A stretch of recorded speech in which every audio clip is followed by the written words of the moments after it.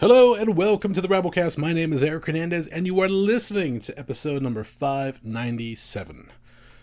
With that said, I apologize later in the episode, so I'll just leave it to that. I have a good reason as to why there wasn't an episode last week.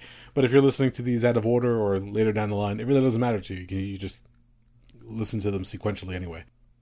I go into the new edition of our family, which just happened last week, which is why I had to refrain from recording an episode. I was thinking about doing it in the hospital room at the time, but with everything going on, the nurses coming in and out, and the machines whirring and everything else, it did not seem like a good idea at the time.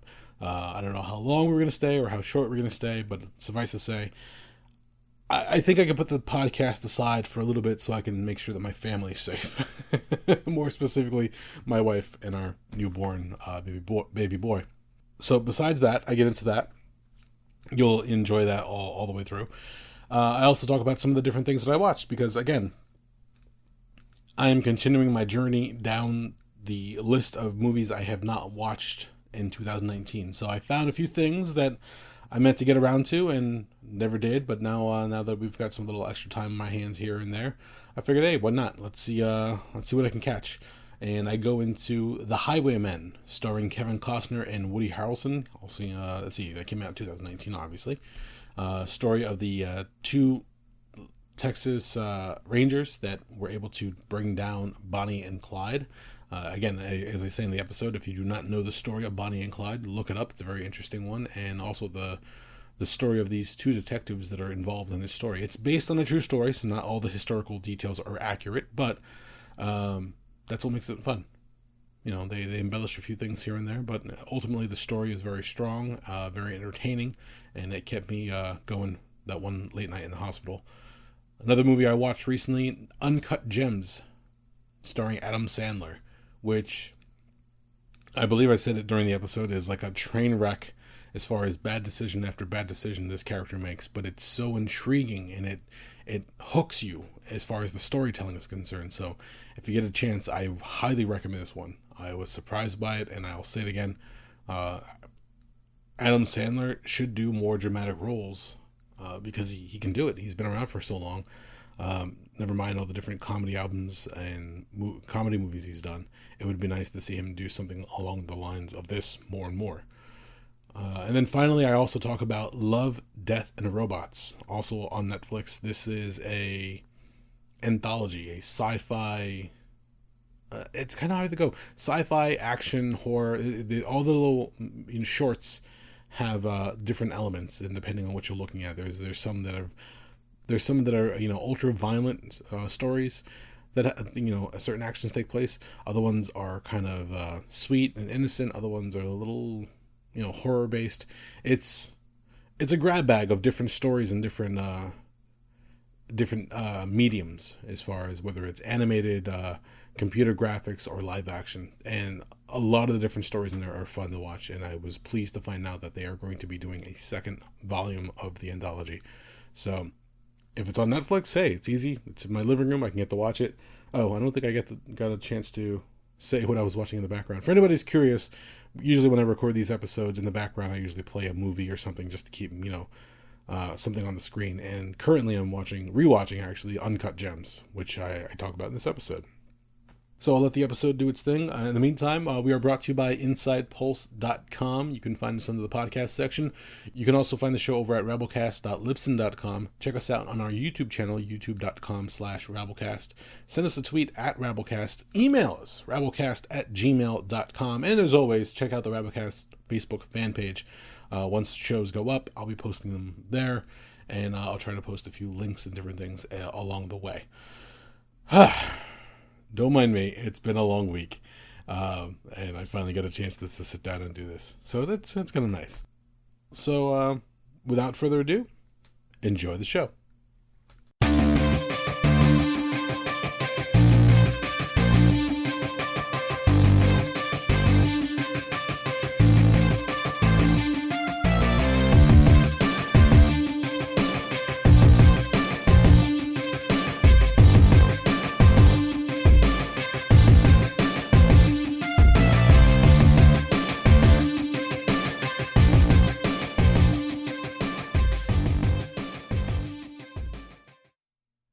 All right, everybody. First off, let me begin by saying I'm sorry. Last week was a very tumultuous week. We weren't expecting things to move along so quickly, and when I say things, I'm referring to the fact that I'm a father again for the second time. We had a tentative plan in place for the delivery date, and due to certain factors, I'm not going to get into too much of this because it's a little personal, but essentially Jen, my wife, went to the doctor, and she had a few things pop up while she was at the doctor's, and they said, hey, look, we're gonna move that plan up a little bit. And initially it was supposed to be June 3rd. We were planning to go in for the early delivery of our second child, but upon a recent visit they said, hey, look, we're gonna move that moved up plan. The plan that we already made, we're gonna scratch that one, and we're just gonna put you into the hospital tonight. Is that cool?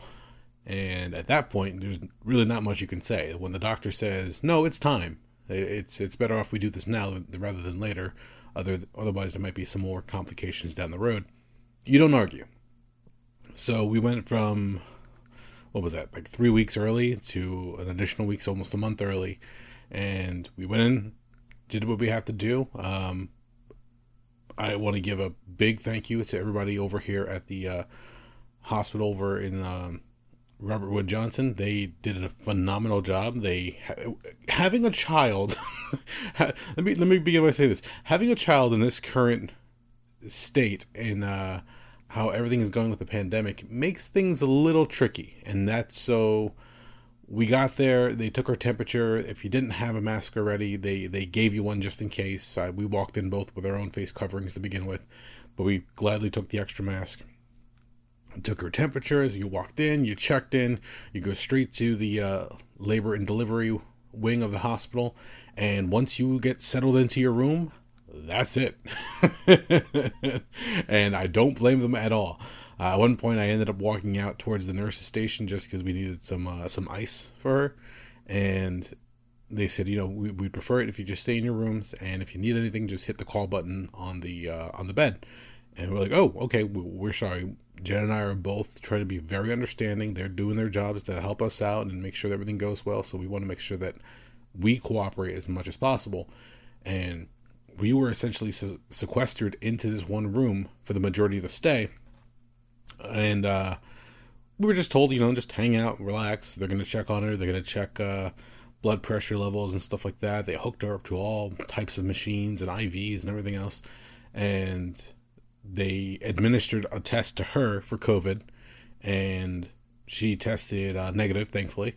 That was a 24-hour test. They didn't test me other than taking my temperature on a regular basis and kept asking if I had any symptoms. And I was up front and told them, nope, other than being a little tired and a little stressed out, I'm good to go. So we were there for quite some time. And after, I would say probably a little over 24 hours, out popped the baby boy. I say out popped the baby boy because that's a story in of itself. If you know me in real life, I'll tell you that personally. I don't think I'm going to tell it here. No, we were very thankful for the nursing staff, the doctor, everything. Just we ran into a few bumps in the road compared to our last pregnancy and delivery. And I say our, as in my wife. She did all the work. I was just a cheerleader. But she was phenomenal. She did everything she could. She did everything the doctor told her to. I was just there to cheer her on, essentially, and make sure that if, she needed something to drink, or if she needed a nurse, whatever the case was, I was there to help out as much as I can. Or I should say, could. So, when everything was said and done, she delivered a baby boy. It's our second child, and we're very, very happy to welcome him to our family. And after about a day or two after that, because they had to keep an eye on her, keep an eye on the baby, make sure everything was great. And they have different guidelines now before they release you. They want to make sure that you have everything set and everything's, good to go. So there's no question as to how you're getting out of there and how you're getting the baby safely home. Again, they did everything in their power to make sure that we were taken care of, and it was amazing. It's the second time I've gone through this, and I started off this show by saying I'm sorry. Because before we left for the hospital, we're packing everything up. And I looked at her and I said, I don't know if I want to grab my recorder or not. And she goes, you're more than welcome to. And I thought about it. I had it in my hand. All I had to do was pack up the recorder, the charger, headphones, and my iPad, and we were good to go. The iPad was already packed away. And I thought to myself, no, I don't know what's going to happen. I don't know how quick this is going to be. I don't know how long it's going to be. So let me just play it safe and we'll see what happens. If I have time, then maybe I might record something on my phone or whatever the case was. It might be a different quality. But again, I'm still experimenting with some of the different setups. And I think trying the phone might be valuable only because, who knows, I might not have my Zoom recorder ready to go at a moment's notice. So yeah, it might be a good idea to get used to using that to record a few lines, an episode, an intro, whatever the case is, just to be ready, so I know I can do it if necessary. But no, I'm happy I didn't do it actually, because we got there. Well, a few things. I mentioned how great the nursing staff was, and they were, beyond what we could ask for in a moment like that. But we got there, and they're like, oh, if you want to watch any TV or anything, the remote's next to the bed, and you can watch the movies as well. They have now, and this has changed since the last time we were there. We were there about 3 or 4 years ago. Last time they had a few things available to you, whatever the case is. You turn on the TV, and now you could look up your own personal information as you're waiting for the doctor and everything else. So it's very intuitive. We go over to the movies, and there's a whole list of different movies, and for Jen and I, it was great because they had a bunch of Marvel movies. We've pretty much seen every MCU movie that's come out so far, and it was nice to say, oh, well, that's there, so let's watch Ant-Man and the Wasp, or let's watch Infinity War, or Endgame, I think it was, that was there, Black Panther, and a few other ones. And we finally got to watch Jumanji, the one with The Rock and Jack Black and Kevin Hart and Karen Gillan. I always forget her last name. But they did a great job giving you options for entertainment. I mean, I had my tablet, she had hers, so in case we wanted to listen to music or Netflix, free Wi-Fi, hey, bonus. But I noticed something as we're sitting there watching the movies, and we've watched these movies time and time again. I've watched them with my son especially. Now I look forward to watching them with my second son as well. But we're watching, and a good example was Black Panther. We watched, and the intro, spoilers if you haven't watched Black Panther yet, also, what's wrong with you? The intro of the movie is where King T'Chaka comes to Oakland to check up on his brother. His brother is on a war dog assignment, so he's out in the United States, and they're just trying to collect intel, see what's going on, whatever happens. The beginning of the movie is one of betrayal by his brother, and the only way I can describe it is in a moment of intensity, he is forced to kill his own brother to keep things quiet. And I've seen this movie hundreds of times. Well, not hundreds, I'm exaggerating. I've seen this movie many times at this point. And they show in the regular cut, you can see the Black Panther's claws go into his brother's chest as he kills him. As we're watching the cut in the hospital, they skip over that part. And I'm like, what? That's kind of silly. That's an important part of the story. Later in the movie, as you're watching it play out, when they get to that reveal of who did what and why it happened, they show that scene again. But now they play out the entire memory of the Black Panther then killing his own brothers to keep things quiet. And I'm like, okay, well, you didn't want to show that at the beginning of the film, but you're going to show it now. Granted, now they're calling back to it, but now you have no frame of reference from beforehand. What? It seemed like an odd pick. And then I also noticed later on in Avengers Endgame, where they go back in time, again, if you haven't seen the spoilers, when they go back in time to get one of the stones, and Captain America has to face himself on that one walkway. And after the battle, he defeats himself or his past self, and he looks down and he goes, that is America's ass. Like, that whole reference of Captain America's ass is completely also removed. It's cut out. And I'm like, these are some odd choices for MCU movies. I mean, they're made by Marvel and Disney, so they're already family friendly to a certain extent. I know there's certain violent scenes or characters that die, so it seemed like odd picks for them to say, oh no, we can't allow that. So I was like, that's It's kind of interesting. I think they allowed Thanos' head getting lopped off, but they wouldn't allow the claws of the Black Panther taking out his own brother, or a reference to America's ass. I don't know. It was a weird moment at the very least. But the long and short of it is, we had plenty of options to watch things while we were waiting for our boy to arrive. And in that, there was a couple nights where, things got a little further along, and I didn't want to turn on the TV and disturb my wife as she's trying to get some sleep and rest, and it was much needed at the time. So I turned to my tablet and I turned to Netflix, because what am I doing? I'm watching movies that have come out recently or in the past year. And while I was in the hospital, let me pull it up real quick, I was able to do a quick search and find a movie from 2019 that I hadn't seen yet, of which there are currently many, as if you've listened to the recent episodes. And I was able to find The Highwaymen, starring Woody Harrelson and Kevin Costner. And this is a story, the way it says here, the untold true story of the legendary detectives who brought down Bonnie and Clyde, Texas Rangers, who at this point in time, the Texas Rangers had pretty much gone the way of the dodo. Does anybody ever say that anymore? I don't know. And don't mind me, it's late and I'm trying to get this in while I can. It's an interesting story because as I'm watching the film, if you know the story of Bonnie and Clyde, they went out there and they took on the law and they were relentless killers. If you want a modern day story version of them, Mickey and Mallory from Natural Born Killers, also starring Woody Harrelson and Juliette Lewis.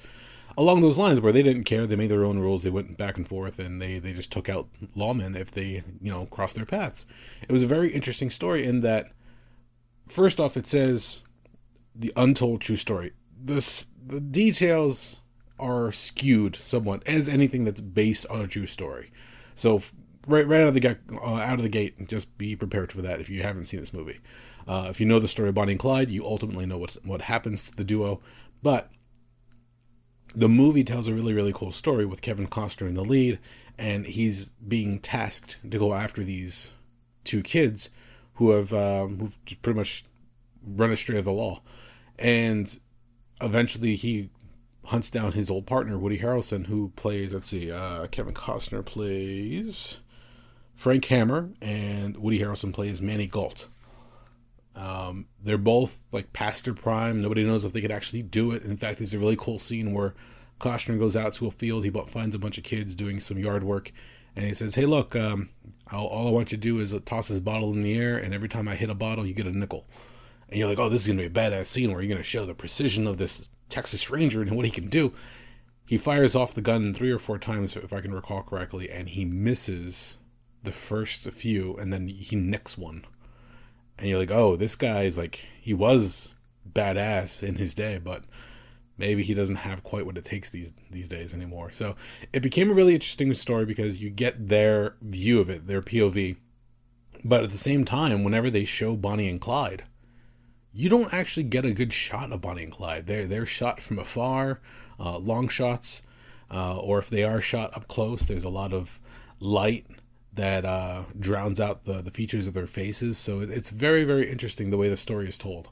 But ultimately, it's the 2 Texas Rangers and the rest of the lawmen out there are trying to track them down. The Rangers get to them first, then the whole ambush scenario happens. If you don't know the story of Bonnie and Clyde, I recommend you go look it up. It's a very, very interesting one. But as far as this movie was concerned, I was like, oh, this is kind of interesting. And then, of course, I do my little dive into the film itself as far as the behind the scenes. Apparently, this film was trying to be made about 10 years back, and they had approached Kevin Costner at the time. But he said, no thanks. I don't think I'm of the right age to play this character. I guess he thought he still had something left in the tank, and he didn't want to play somebody who was past their prime and a little chubby in the gut, I guess you can say. I think he gained some 10-15 pounds just for the role itself. On top of that, at one point when he said no, Liam Neeson was going to play the role of Frank Hammer and be alongside Woody Harrelson, which, to be honest, don't get me wrong, I like the movie the way it is. It's fine. It's a great piece of film, but the curiosity of me would have loved to have seen Liam Neeson in the role as well, because he's got that gravitas that he brings to it. And I don't know, it would have been slightly different, but it would have been great to see it, the what if scenario. But if you get a chance, The Highwaymen on Netflix, I very much appreciated it. Let's see who else is in this film. Kevin Costner, Woody Harrelson, Kathy Bates, John Carroll Lynch, Thomas Mann, Dean Denton, Kim Dickens. It's got a lot of familiar faces. They play with that time era in Texas where the Rangers were essentially disbanded, or they were, went away because they didn't like the politics that were going on at the time. And shortly after this, the Rangers came back. Actually, it was almost a call to force after the fact with the change in politics. So I'm butchering the history for the time period itself, and like I said, it's not very accurate in certain details, but it was a very, very entertaining story, especially for me, as I'm sitting in the hospital waiting for my wife to give birth to our second son. So I'm sitting there in the hospital room. My wife's passed out. I have my headphones on, and the nurse pops in every now and then. So I pause. I'm like, "Do you need anything?" "No." "Okay, we're good." "All right, cool." And they take my temperature, whatever the case was. It was a fun watch. After the hospital, because we watched a bunch of other things I'm not going to go into, but when we got back to my mother-in-law's, and again, she's resting, baby's resting, our other son's there with us. We're just all making a family outing, essentially, but with family ourselves. I sat down to watch Uncut Gems, which was another film which had a theatrical release. I think Highwayman was specifically for Netflix, I believe. Don't quote me on that one. Uncut Gems, on the other hand, had a theatrical release late last year, I want to say. And it was starring Adam Sandler. And the reviews were coming in. People say, "Oh, it's such a great movie, and does such a fantastic job." It was one of those where I definitely wanted to go check it out. But unfortunately, I could not make it to the theater. See previous episodes. I got a chance to watch it because I was looking through on social media, and I came across an article that says, "Oh, Uncut Gems is on Netflix." I'm like, well, I'm going to stop reading this article and go directly to Netflix and watch the movie. I was surprised. Say what you will about Adam Sandler. If you don't like his style of movies, I know his recent works have been on Netflix. I have not watched those. I'm not really into some of the silly comedy stuff that he was producing for Netflix, but his previous films, Happy Gilmore, I'm going to blank on a lot of these. Let's see here. Happy Gilmore. You know what? Screw this. I'm sitting on IMDb right now. Why am I even going to attempt to not look it up directly? If you know Adam Sandler, comedian, does a lot of silly stuff, a lot of fun stuff. He's been known for The Wedding Singer, Big Daddy, Little Nicky, The Water Boy. I think he was in the remake of the football movie. I can't remember off the top of my head. But yeah, some of the other movies that have come out more recently, I don't know if I would really get into. Let's see, Waterboy, Dirty Work, The Wedding Singer, Bulletproof with Matt Damon, I believe. Not Damon, Matt Damon. Gosh darn it, my freaking memory is shot. Ladies and gentlemen, it's late night. I just got home from taking care of my son and my wife, so forgive me. Damon Wayans is what I was thinking of. Wow, Matt Damon, Jesus Christ. Suffice to say, Adam Sandler has a long list of movies that you may or may not have watched. One of the ones that I personally enjoy, just for the silliness of it, is Don't Mess with the Zohan, where he plays an Israeli super agent who decides he wants to be a hairdresser and he comes to the States. Hilarity ensues. But when I saw that he was attached to this movie called Uncut Gems, I was like, all right, let's see what happens. I'll catch it when I get a chance. And it says here, with his debts mounting and angry collectors closing in, a fast-talking New York City jeweler risks everything in hopes of staying afloat and alive. This movie, Uncut Gems, released 2019, is an exercise in bad decisions. Through and through. From the very beginning, the fast talking that happens, the deals, the promises, the money that changes hands, the jewelry that changes hands.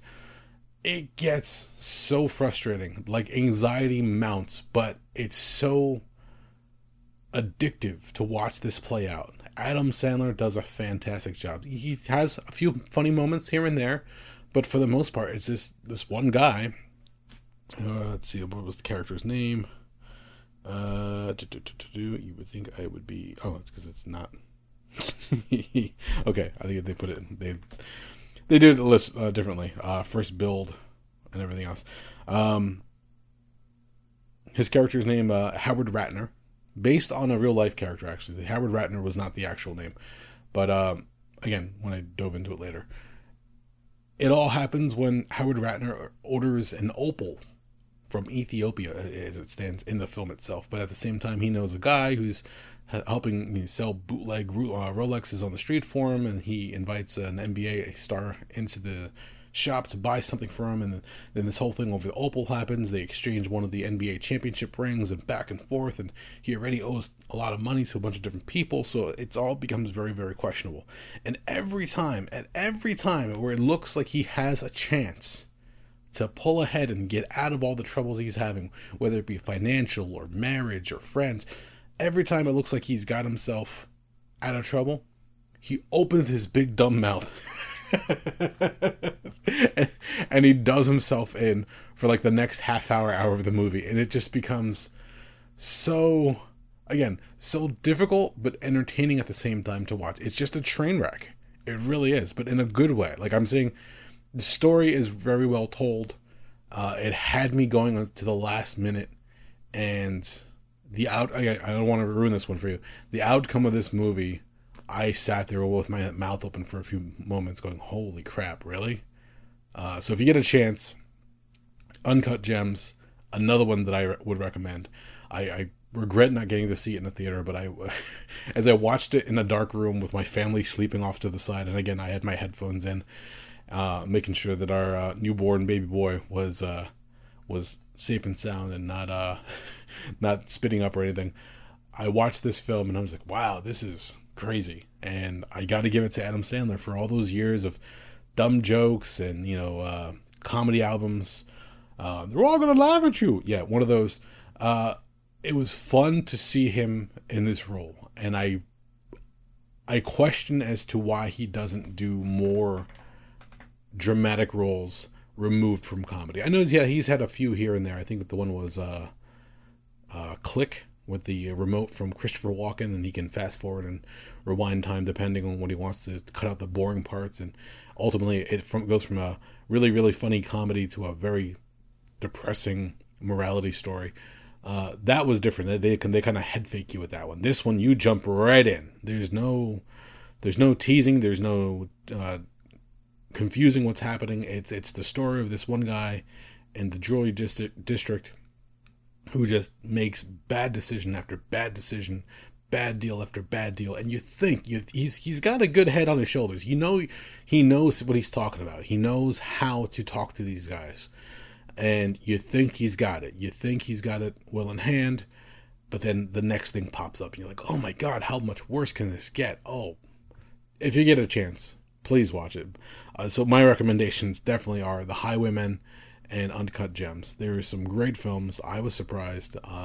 They killed a few hours of, late night for me, just so I can get tired and fall asleep myself. So if you have a shot, check those out, please, because again, I enjoyed them thoroughly. And there was a few other things we watched here and there. And like I said, we watched them in the MCU movies. Jumanji was a lot of fun. Finally got to watch that one. Although, because now I realized that the different cuts that were made in the hospital version, I'm tempted actually to look up the regular version of Jumanji, or I should say watch it again to see what was changed. Because I'm sure there might have been a few curse words here or there, or a funny scene that might have been cut for questionable material. So stuff like that I definitely want to see if I can track down and watch again.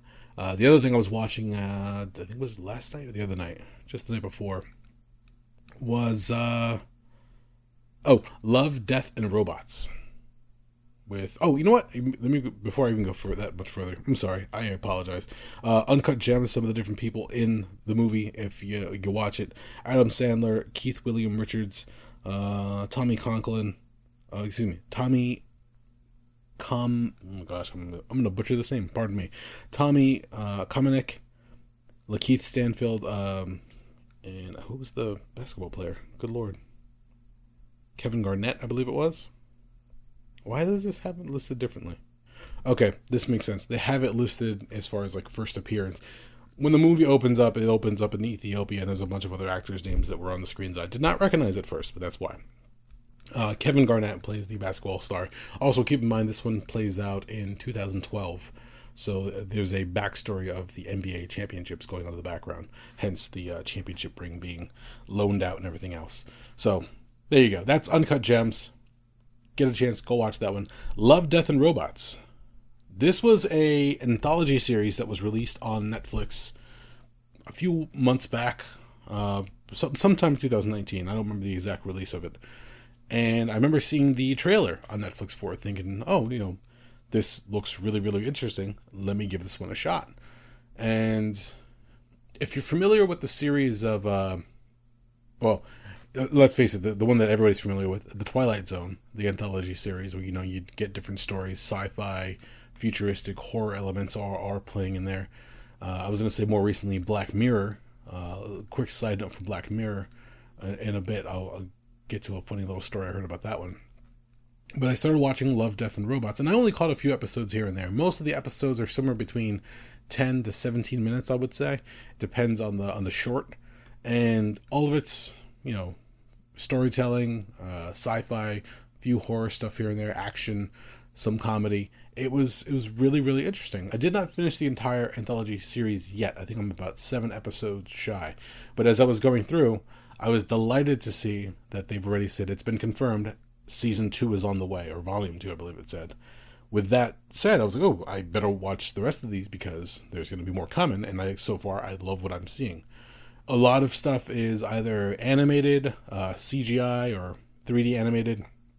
There are some live action pieces here and there, and a lot of the stuff is really fun. It reminds me, more accurately, the way I can put it, it reminds me of, if anybody remembers Liquid Television from MTV and Black Mirror, because some of the ones just seem completely hopeless in some of the stories that they tell. Other ones have like that Aeon Flux kind of vibe to it, where there's not really much being said on screen, but there's a lot of action being carried out on screen. Let's see, I'm going to try to pick out some of the funny ones here that I know. Okay, this is all off of IMDb, and they have little summaries, so I'm going to pick some of the ones that I really, really enjoyed. Sunny's Edge involves a lot of monster fighting. There's like this arena-based battle going on. In the underground world of beastie fights, Sunny is unbeatable as long as she keeps her edge. You find out that they control these monsters as they battle in the arena, and there's a lot of money being bet on either side. It gets really interesting how that one plays out. The one that I really liked early on was called Three Robots. Long after the fall of humanity, 3 robots embark on a sightseeing tour of post-apocalyptic city. That's really silly because these robots, it's all played for comedy, and at one point they run across a cat, and as they're trying to realize the significance of the cat, they're like, oh, that's a creature. Once you start petting it, you can't stop, otherwise it might detonate. It's just like this complete misunderstanding, but it's played for a great goof in the episode itself.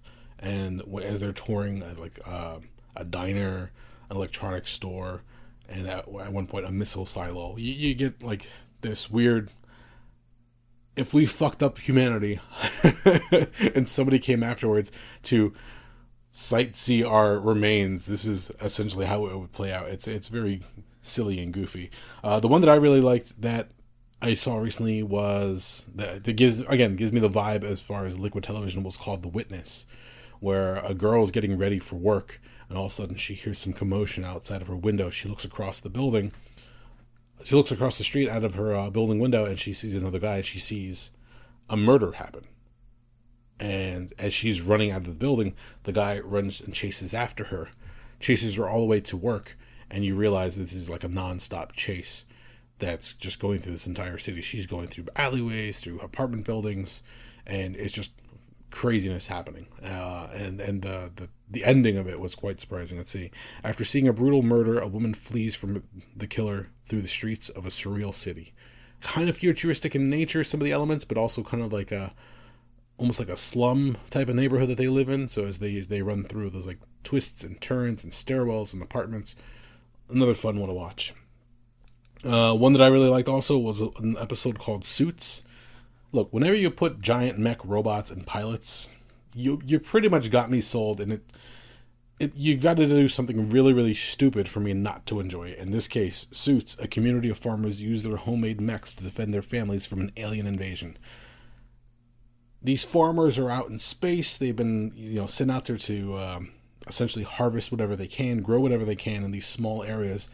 But whatever boundaries or force fields keep them safe, aliens are constantly getting in. They look like bugs out of something like Borderlands.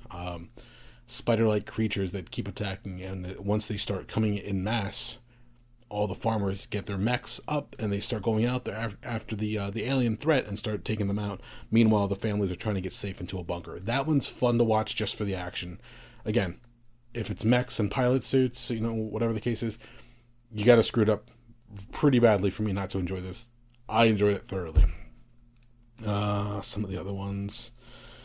When the Yogurt Took Over. Yes, I said that correctly. When the Yogurt Took Over. After scientists accidentally breed super intelligent yogurt, it soon hungers for world domination. That's a silly one, but I mention it because it's narrated by none other than Maurice LaMarche, and if you do not know that name, shame on you. He's also Brain from Pinky and the Brain, and does a fantastic job of telling the story of the yogurt. Let's see, what else we have? Beyond the Aquila Rift was a kind of scary sci-fi. Let's see, The Dump. The Dump I could actually think of kind of like a Black Mirror or Twilight Zone kind of episode. Ugly Dave calls the garbage dump home, and he's not about to let some city slicker take it away from him. City inspector comes in and says, hey, look, we're going to build some apartments nearby, so you got to leave. We're going to completely get rid of your landfill, and you just got to sign these papers, and you're out of here. Well, there's something in the dump that lives with Ugly Dave that is not too keen on moving anytime soon, let's put it that way. But the way the story is told and the way everything plays out, it's thoroughly enjoyable. And like I said, keep in mind, a lot of these are like 10 minutes, 17 minutes, whatever the case is, and you get quite a bit of entertainment for what you're watching. And then some of the other ones, I do not know the episodes themselves because I didn't get a chance to watch. Oh, there is one that I watched. It's called Ice Age. And I mention it because it's one of the live action ones. It's Topher Grace, and I don't remember the name of the actress off the top of my head. A young couple moves into an apartment and finds a lost civilization inside their antique freezer. This one plays with some of the... It's a trope that's been played time and time again where if you go to visit a civilization, you look away for a little while, you look back, and suddenly they've advanced a certain amount of time. When they find this antique freezer, or icebox, every time they open the door, things have just evolved or changed drastically and dramatically. And they essentially watch this civilization begin. I think they find the woolly mammoth at first, and then it goes from there. And it's almost like a miniature humanity that sprouts up in the icebox. So they open it during the Ice Age, quote unquote, and it goes from there. It was Topher Grace. Oh, there we go. Mary Elizabeth Winstead. You might remember her from Scott Pilgrim, the remake of The Thing. I'm trying to remember some of the films she was in. Oh, she was in the recent Birds of Prey and the Fantabulous Emancipation of One Harley Quinn. Long-ass title. Fun story all around. Another one that came out of left field and kind of caught you off guard. So a very, very interesting watch. And I'm happy to hear that they're going to be doing a second season or a second anthology. So we'll see what happens with that one. This one, the whole thing is listed here. Creator Tim Miller. Tim Miller, if you're not familiar with him, he recently directed the new Terminator Dark Fate, and he was also the director on the first Deadpool movie. He also has one of the Batman Arkham games, the more recent one, Arkham Knight. He has he's credited for one of the commercials where if you see it, it's a young Bruce Wayne, the murder of his parents happened in front of him. And as you're watching this like time-lapse shot on Bruce Wayne's face, a young Bruce Wayne, it goes all the way till he becomes an adult, and you see it all play out, the story of Batman essentially in this one little commercial. Tim Miller was responsible for that little jewel of computer animated graphics. So that's also another one to look up if you're interested. But if you got something you want to watch real quick, or if you're, at a doctor's appointment, or if you're waiting online for something 10, 17 minutes, if you got your phone or tablet with you, look up Love, Death, and Robots. You'll find something you enjoy. But be forewarned, it's not for kids, not safe for work. There's a lot of nudity, a lot of cursing, and some of the episodes have some crazy, crazy violence. So, that's your warning. Again, like I said, guys, the last episode I did was the anniversary episode where I was like, oh, I almost forgot, and this is almost so much fun, and now 14 years.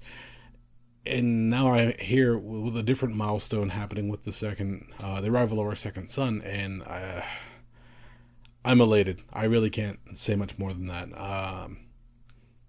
It's great to be able to have, our own little family.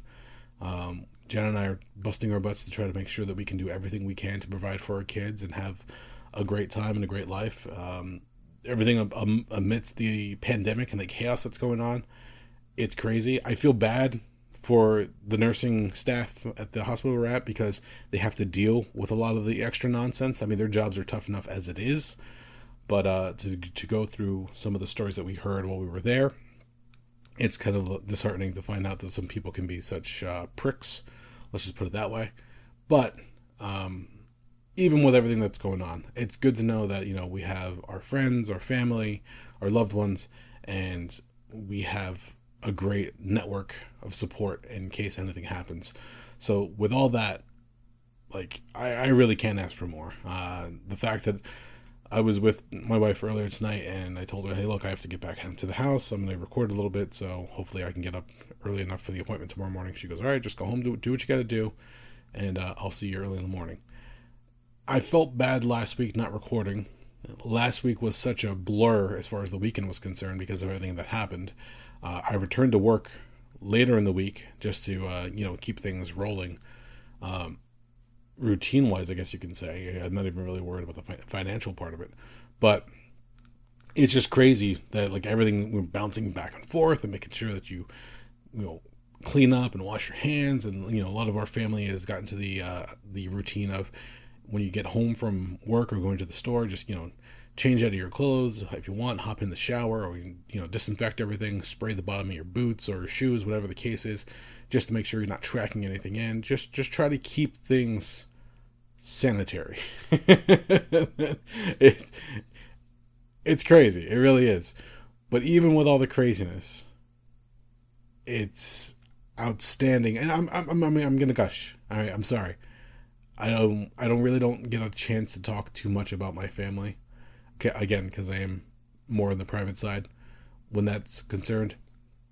But there's something to be said when you go to work, put in your 8 hours, bust your butt, do what you got to do, come home, try to clean up a little bit, make sure that things are in, order. And then when I get a chance to go and be with my family, to sit with my new baby boy and just hold him in my arms, there's something so serene. It stops time. It happened with our first little boy. It's happening again with this little guy. I'm over the moon. I really am. Things can be tough. Things can be difficult at times. Anxiety can get to you sometimes. The crap that's happening in the world currently can be really, really frustrating. And I don't even know if I want to get into any of that. I'm not prepared for that kind of conversation. I'm really not. There's some craziness happening in the world beyond the chaos of the pandemic and everything else. The stupidity in politics and all the other crap that's happening in the world. I cannot. If you told me I was going to be bringing a child into this world, the one that we're currently living, I might hesitate and say, I don't think I want to do it. But you don't really get a choice at that point. Once you decide to have family and you make that decision and you agree on it with your partner, I mean, you both agree to take this adventure for better or for worse, and you both agree that you're going to try to be at your best for them, not for you. The way I can think of it is when you're on an airplane and they give you the whole safety rundown of guidelines of what you should do, what you shouldn't do. When they say when the oxygen masks drop down, if the pressure in the cabin drops to a certain degree, if it decompresses, make sure you put the mask on yourself first before you help someone younger or someone that you're taking care of. Because what it comes down to is, if you can't help yourself, how do you expect to help somebody who's going to depend on you? And that's exactly what I'm going through right now. I have to make sure that I'm doing the best that I can. Not for me. It benefits me, definitely. But I want to make sure that my family is taken care of. And both my wife and I are on the same wavelength. We want to make sure that we can do everything within our power. Again, family and friends are doing a fantastic job. I cannot express the amount of gratitude and gratefulness that we both feel for the amount of love and well wishes and congratulations we got from everybody. It's fantastic. So, again, I apologize for not recording last week. I think you can give me a pass. Maybe deep down in your heart you can let go the fact that I didn't get a chance to record and I didn't get a chance to really do an in-depth episode of anything in particular. Like I said, I'm just watching a bunch of movies right now, trying to give you rundowns of different things and things that I've enjoyed. And, having a new addition to the family, watching a few movies in the hospital, watching a few things on Netflix late at night has definitely been entertaining, for me at least. So I would hope, at the very least, it might be entertaining for some of you out there as well. So, we'll see what happens. Again, we're trying to plan this all out so that things go smoothly as far as not just life here in the house, but also recording as far as trying to get stuff done. One of the things I can share this with you guys. I recently reached out to my voiceover coach, who I mentioned in previous episodes, to just to get some advice, because I'd fallen off after a little bit and didn't get a chance to record during the whole pandemic and quarantine thing. I got a few things done here and there, but not enough that I felt accomplished. So I reached out to him again. He goes, "Look, dude, I understand. Do what you got to do, and things are not easy right now, but record a few things, work on your setup, and send over some samples when you're done." So hopefully, who knows? Maybe if I can get that going as well, maybe this will push things further even more, and we'll see what happens. So I don't know how much more I can really go into at this point. I mean, I've pretty much gushed about my family, about some of the stuff I've watched. Work's going well, thankfully. Hopefully everybody out there, again, please take care of yourselves and watch out for one another. And just be smart, be safe, and hopefully things will begin to improve in a little bit. It seems like 2020 is just throwing things at us, one thing after another. And I might get into some of the different things that I was watching earlier before I started recording. I can't guarantee, though. We'll see what happens. I don't know. Like I said, I don't know if I'm ready for that kind of conversation by myself. If I had somebody else to go off of, maybe we'll see what happens. And who knows? We'll see what happens. But as always, if you made it this far, thank you for listening. We are the Rabblecast.